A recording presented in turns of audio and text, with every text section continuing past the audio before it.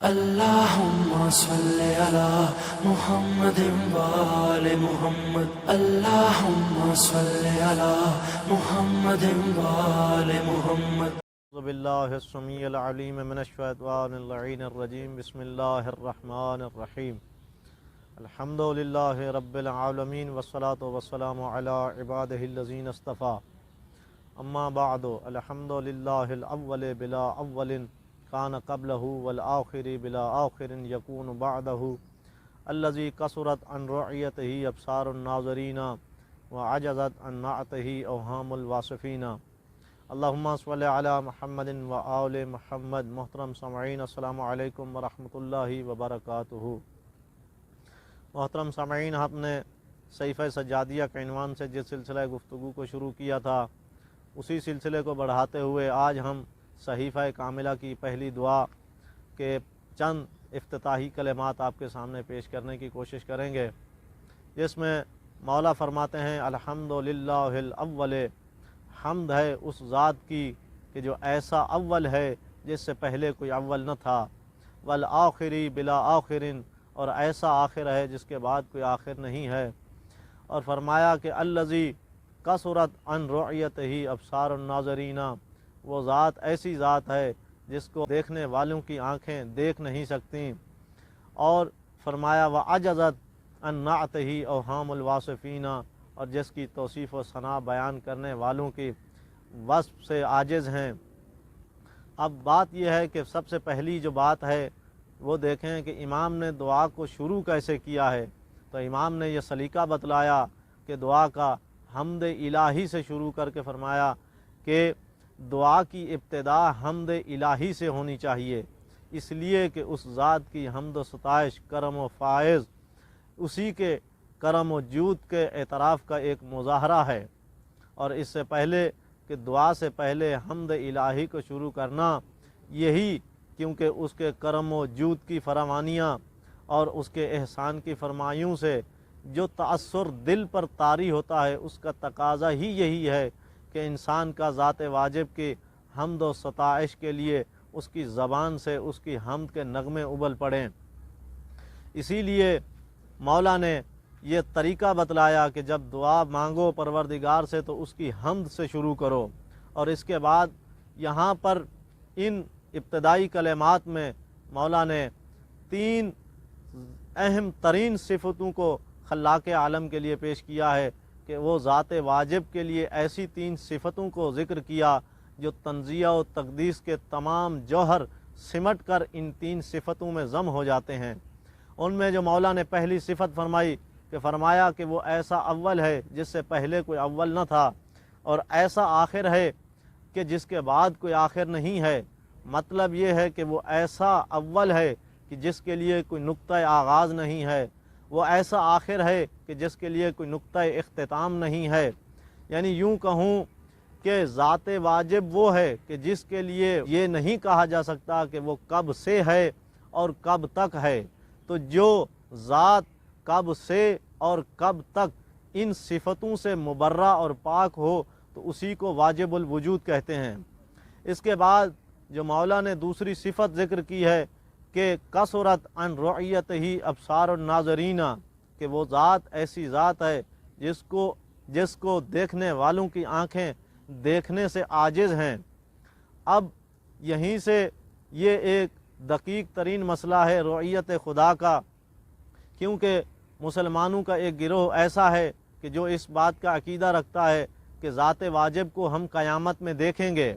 اور وہ اس کے لیے یہ ذکر کرتے ہیں کہ قرآن و احادیث میں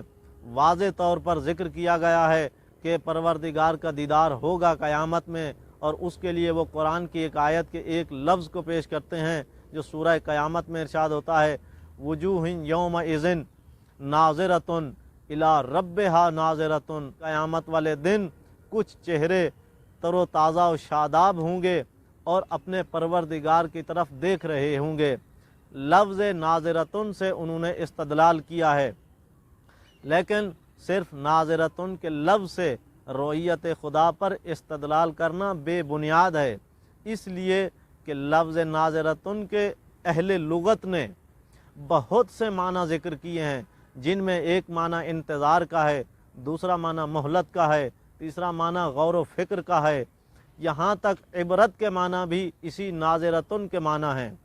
تو ایک لفظ جس کے اتنے معنی پائے جاتے ہوں، اس سے صرف رؤیت خدا کا استدلال کرنا بالکل بے بنیاد ہے۔ اسی لیے آپ دیکھیں کہ شیطان کے لیے یہی لفظ استعمال ہوا ہے کہ جب اس نے کہا کہ مجھے کچھ مہلت دے تو پروردگار نے فرمایا فَإِنَّكَ مِنَ الْمُنظَرِينَ، تو لفظ نظر وہاں پر استعمال ہوا ہے۔ تو اب اس کے بعد یہ چیزیں کہ رؤیت خدا قیامت میں دیکھ سکتے ہیں یا نہیں، تو جس آیت سے انہوں نے استدلال کیا وہ بے بنیاد ہے۔ حالانکہ سورہ انعام میں ارشاد ہوتا ہے کہ لا تدرکہ الابصار وہو یدرک الابصار، کہ ذات واجب وہ ہے کہ جس کو آنکھیں نہیں دیکھ سکتی، اور لیکن وہ آنکھوں کو دیکھ رہا ہے، وہو اللطیف الخبیر، وہ تو بڑی باریک بین چیزوں سے بھی باخبر ہے۔ اور اس کے علاوہ حلال مشکلات مولا کائنات صاحب منبر سلونی سے جب یہ پوچھا گیا کہ اے مولا قالا حل رأیت ربک، کیا آپ نے اپنے پروردگار کو دیکھا ہے؟ تو مولا نے فرمایا کہ ما کنت اعبد ربا لم اراہ، میں اس رب کی عبادت نہیں کرتا جس کو میں نہیں دیکھتا۔ تو سوال کیا گیا کیف رأیتہ، تو آپ نے اپنے پروردگار کو کیسے دیکھا؟ تو اس وقت مولا نے فرمایا کہ وہ ذات وہ ہے کہ جس کو ظاہری آنکھوں سے نہیں دیکھا جا سکتا، لا تدرکہ العیون، کہ اس کو ظاہری آنکھیں نہیں دیکھ سکتی، ولیکن رأتہ القلوب بحقائق الایمان، لیکن اسے دل کی آنکھیں دیکھتی ہیں حقائق ایمانی کے ذریعے سے۔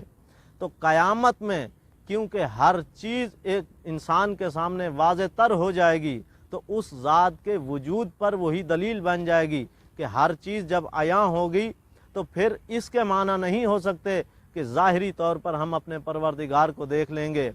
تو رسول اکرم کی بھی احادیث اس پر، اور خود قرآن کی، اور مولا نے اس چیز کی وضاحت کر دی کہ اس کو ظاہری آنکھوں سے نہیں دیکھ سکتے۔